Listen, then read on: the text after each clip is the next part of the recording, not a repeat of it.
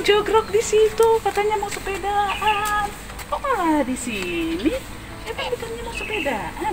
Emang nggak bisa pergi ke kemana, nggak bisa ke rumah kakak Uwe, nggak bisa ke taman. Oh, jadi sedih nih Eben, nggak Iya. bisa kemana-mana. Iya. Tapi kan Eben tahu kenapa kita nggak bisa pergi kemana-mana. Masih ingat nggak kenapa kita nggak bisa pergi kemana-mana? Karena ada COVID.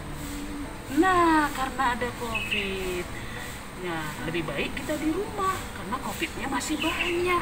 Itu lebih berbahaya, iya kan? Iya. Nah, daripada Eben sedih, Eben mau nggak temenin Mami sekolah minggu dengan kakak kelas 3 dan kelas 4?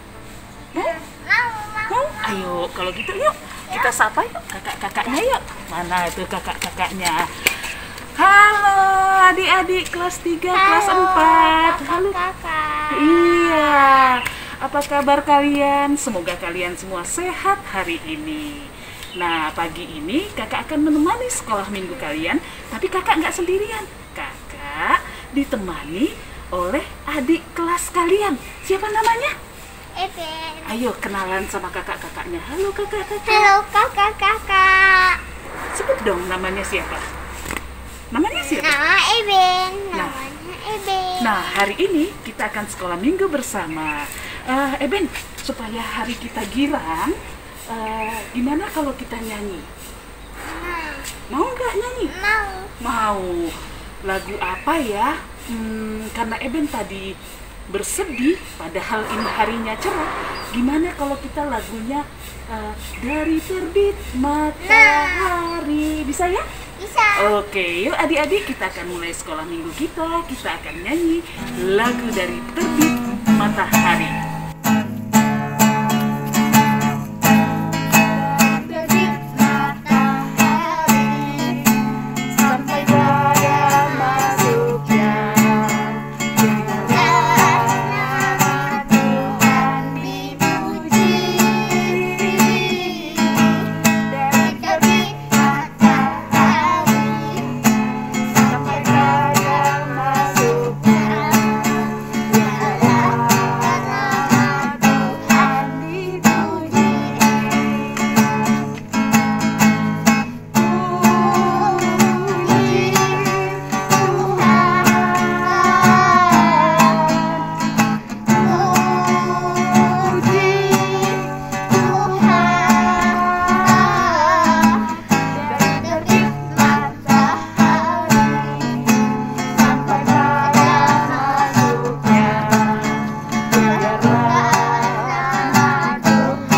dipuji. Nah adik-adik kita sudah menaikkan pujian, sekarang kita akan berdoa. Eben bisa bantu pimpin doa? Bisa, Mami. Oke, kalau gitu ajak kakak-kakaknya berdoa yuk. Eben? Kakak-kakak, dengerin Eben berdoa ya. Terima kasih Tuhan, kami mulai sekolah minggu. Sertai kami ya, amin. Mami pernah sedih gak? Pernah dong, semua orang pasti pernah sedih. Mami, waktu apa sedih? Maksudnya Eben waktu apa, atau Eben mau tanya paling sedih pas apa gitu? Paling sedih pas apa? Sebentar. Soalnya sekarang hati Mami selalu senang sih ya. Tunggu, Mami ingat yang paling sedih. Iya, waktu itu Mami kehilangan anak Mami yang nomor 1. Eben tahu siapa? Abang. Iya, jadi waktu itu kan anak Mami itu baru 1. Mami sudah tunggu lama sekali baru Tuhan kasih abang. Nah, tahu-tahu abangnya sakit, terus gak berapa lama sudah dibawa berobat. Tuhan panggil abang Nathannya ke surga. Mami sedih banget. Setiap hari Mami nangis. Setiap hari Mami pergi ke kuburannya, Mami nangis. Tapi Tuhan tidak biarkan Mami sedih terus. Tuhan tetap sertai Mami. Tuhan gak mau Mami jadi tidak percaya ke Tuhan. Sampai kemudian Tuhan kirim deh dari surga. Tahu nggak siapa? Eben. Nah iya, Tuhan kirim Eben. Nah adik-adik, setiap kita bukan mungkin, pasti pernah merasa bersedih. Entah karena apa kita menjadi sedih. Itu adalah suatu yang lumrah adik-adik. Jalan hidup kita kadang-kadang tidak selalu hal yang menggembirakan. Ada saja yang mungkin membuat kita bersedih. Tetapi satu hal, Tuhan selalu ada di dalam suka, di dalam sedih, di dalam gembira, di dalam segala keadaan kita. Nah, untuk itu mari kita nyanyikan satu lagu. Jalan hidup tak selalu tanpa kabut yang pekat, namun kasih Tuhan nyata pada waktu yang tepat.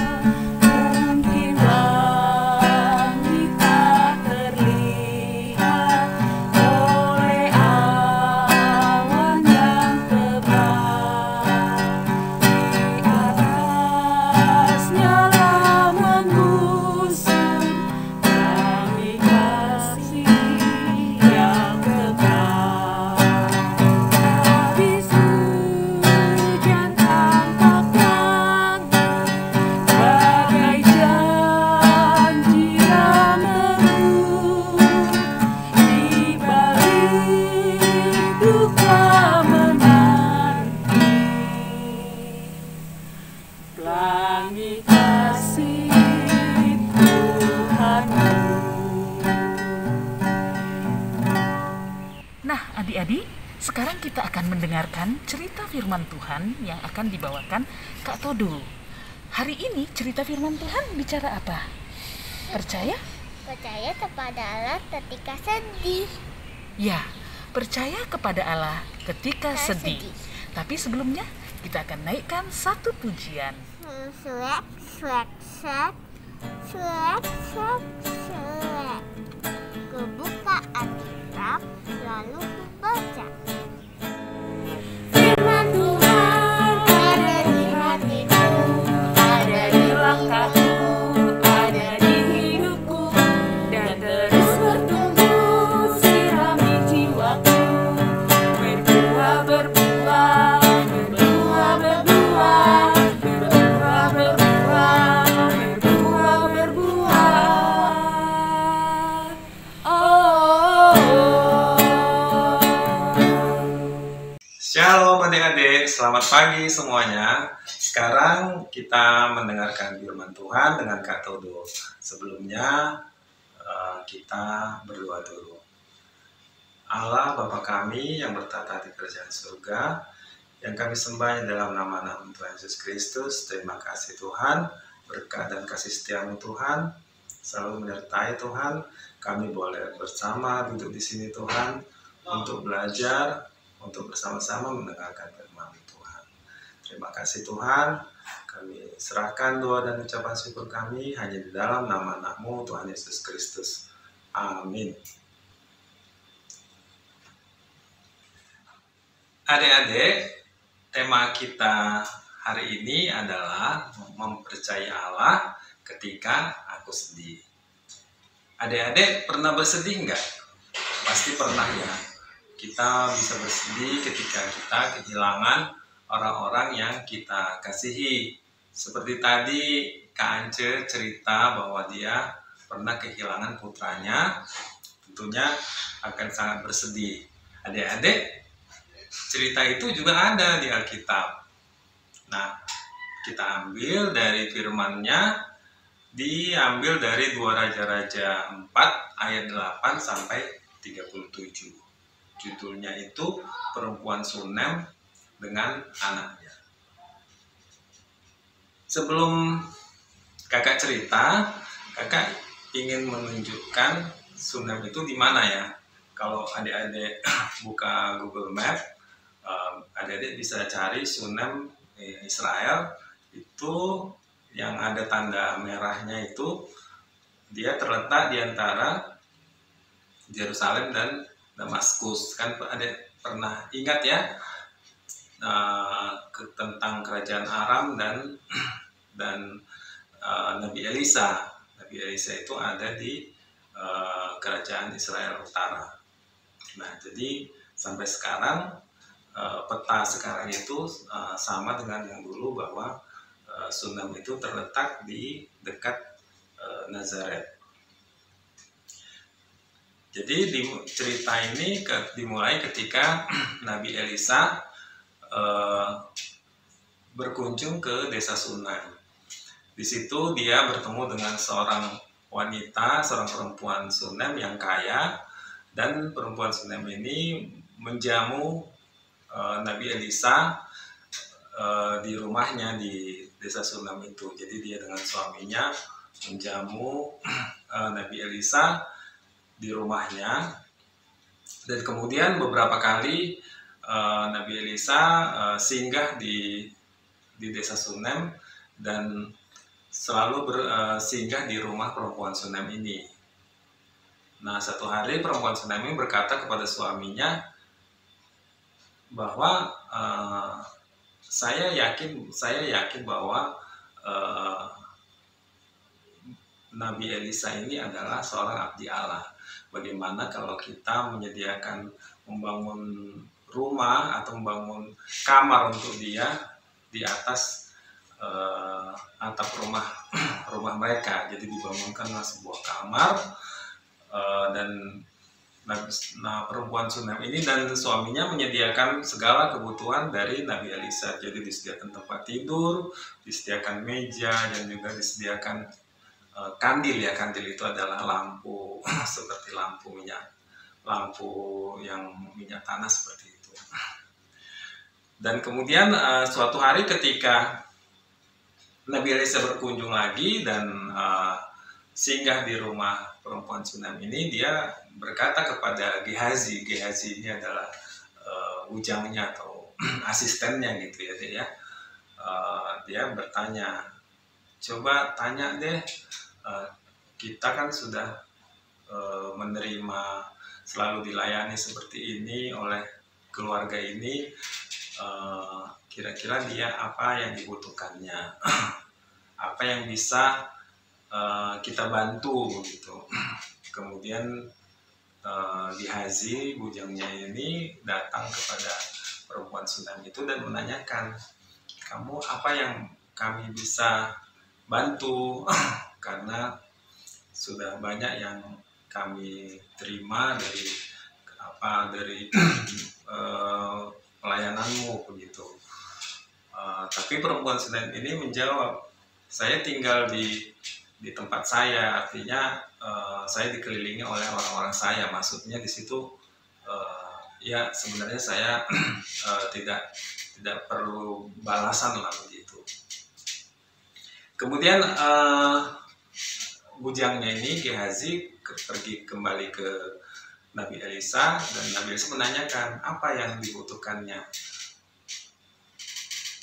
Dan Gehazi menjawab, dia itu tidak punya anak. Jadi dia menjawabnya lain, dia tidak punya anak dan suaminya juga sudah sangat tua. Kemudian Elisa memanggil perempuan ini, coba panggil lagi deh dia gitu ya. Kemudian dia ketika perempuan itu datang, dia berkata kepada perempuan Sunem ini, tahun depan kamu akan hamil dan mempunyai anak. Dan perempuan Sunem itu dia tidak begitu percaya bahwa dia akan mempunyai anak. Dan kemudian tahun berikutnya dia benar-benar mendapatkan anak seperti yang dikatakan oleh Nabi Elisa. Suatu hari ketika anak itu sudah besar, dia pergi ke ladang gandum tempat ayahnya bekerja. Dan ketika dia berada di ladang gandum, anak ini tiba-tiba berteriak, aduh, kepalaku sakit, katanya. dan ayahnya kemudian menyuruh anak buahnya untuk membawa anaknya ini pulang ke rumah. Sampainya di rumah oleh ibunya, anak ini dibawa ke kamar Elisa yang di atas rumah, yang kamar yang sudah dibangun oleh mereka. Dibaringkannya di tempat tidur dan di bangku. Setelah tengah hari, anak ini kemudian meninggal ya. Dan akhirnya ibunya, perempuan Sunem ini, berkata kepada suaminya, aku mau pergi menemui Nabi Elisa. Jadi dia siapkan kuda dan juga ditemani oleh seorang pegawainya atau bujangnya untuk menemani perempuan Sunem ini pergi ke Gunung Karmel tempat Nabi Elisa. Jadi kalau dilihat dari Sunem ke Gunung Karmel itu mungkin memakan waktu berhari-hari dengan menaiki kuda. Sesampainya di tempat Nabi Elisa di Gunung Karmel, Nabi Elisa belum tahu bahwa anaknya meninggal ya. Jadi ketika dia melihat perempuan Sunem ini, ada apa? Kamu selamat? Katanya. Ya, aku selamat. Kemudian perempuan ini berkata, aku kan tidak pernah meminta seorang putra kepadamu, jadi jangan berikan harapan kosong. Akhirnya Nabi Elisa mengetahui bahwa anak yang dulu sudah dimohonkan untuk supaya dia melahirkan anak itu sudah meninggal, dan dia berkata kepada bujangnya, kepada Gehazi, coba lihat dulu anak itu, bawalah tongkat ini. Dia memberikan sebuah tongkat dan diletakkan di tubuh anak tersebut. Tetapi perempuan itu berkata, dan kemudian Gehazi pergi duluan ya. Kemudian perempuan itu berkata, saya tidak mau pergi kalau tidak ditemani oleh Nabi Elisa. Sehingga Nabi Elisa kemudian ikut pulang bersama-sama, ikut ke rumah, ke Sunem ya, ikut ke Sunem dengan perempuan itu. Dan ketika sampai di Sunem, sampai di kamar tersebut, Gehazi berkata kepada Nabi Elisa, anak ini tidak bangun dan dia sudah meninggal. Akhirnya Nabi Elisa masuk ke dalam kamar itu dan menutup pintunya ya. Dia tutup pintunya, pintu kamar. Kemudian dia berdoa kepada Tuhan untuk anak ini, dan setelah itu dia di Alkitab dikatakan meniarap ya, memeluk anak ini sehingga anak ini badannya hangat ya. Kemudian dia berdiri dan kemudian dia peluk lagi sampai badannya hangat, dan akhirnya anak ini bangun dan bersin haji gitu ya. Bersin sebanyak 7 kali, dan akhirnya dia bisa bangun dan duduk.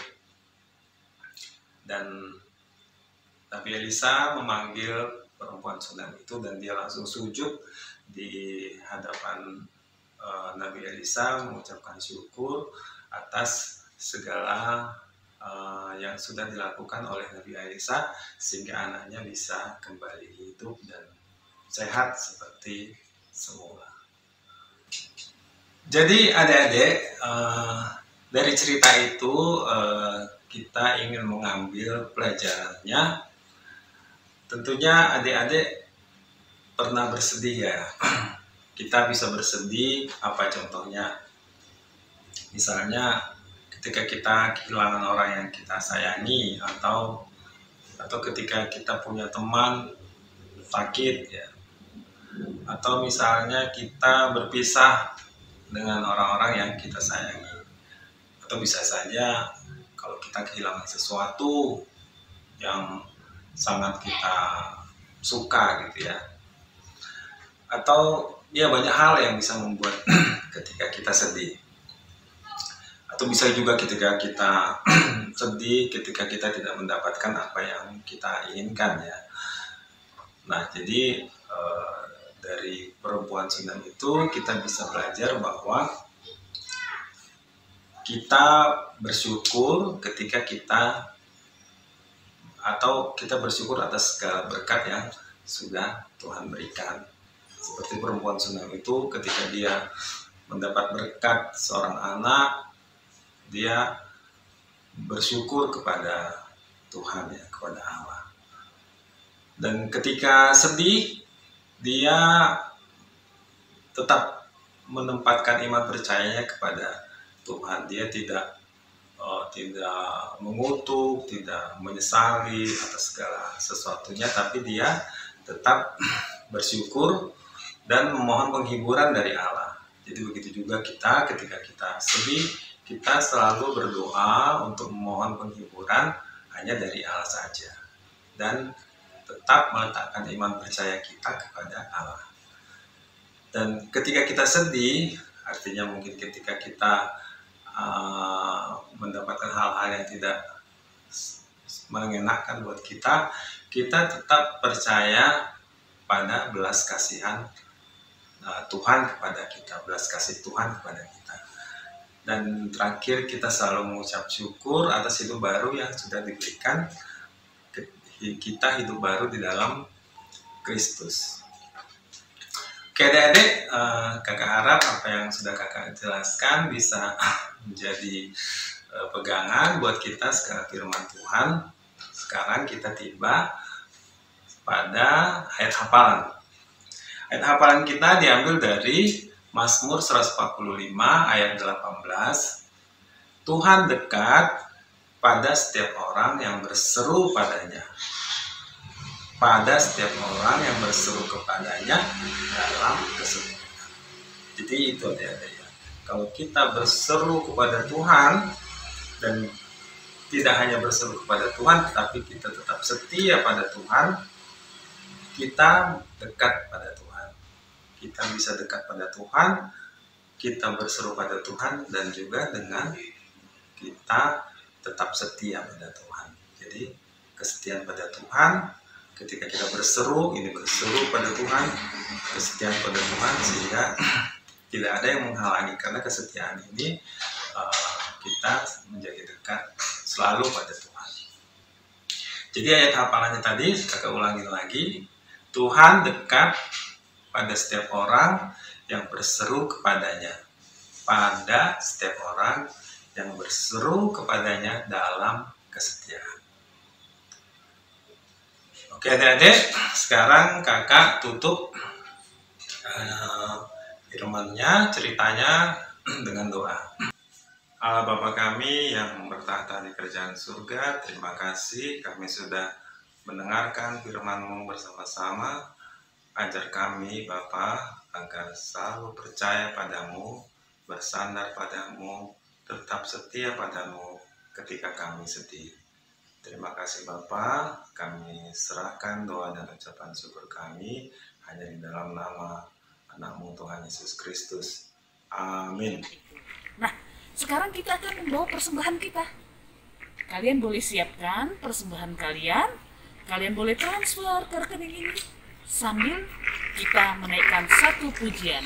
Di sini aku bawa Tuhan.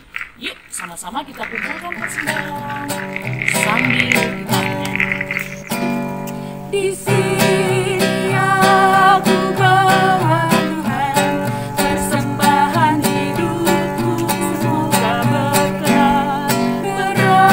Berapalah nilainya Tuhan dibandingkan berkat-Mu yang telah Kau limpahkan. Terimalah Tuhan, oh terimalah Tuhan. Tuhan, kami sudah mengumpulkan persembahan.